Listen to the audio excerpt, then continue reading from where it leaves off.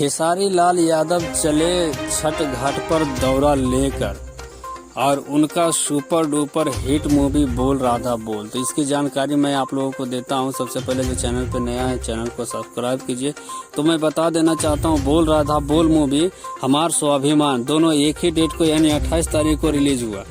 तो दोनों में लोगों का बातें चल रहा था कि कौन सुपर से ऊपर होगा। जो खेसारी लाल का फैन थे उसे पहले पता था कि बोल राधा बोल सुपर से ऊपर करेगा और सुपर से ऊपर ही वो हिट हुआ।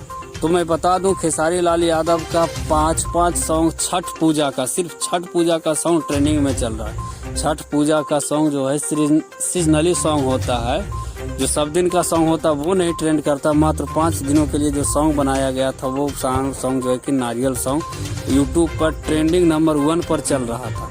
इसी के खुशखबरी सुनकर खुश होकर आप लोगों का प्यार आशीर्वाद पाकर खेसारी लाल यादव छठ घाट पर दौरा लेकर जा रहे थे। हमारे जितने भी श्रोताओं खेसारी लाल को पसंद करते हैं तो चैनल को लाइक कीजिए, सब्सक्राइब कीजिए। धन्यवाद।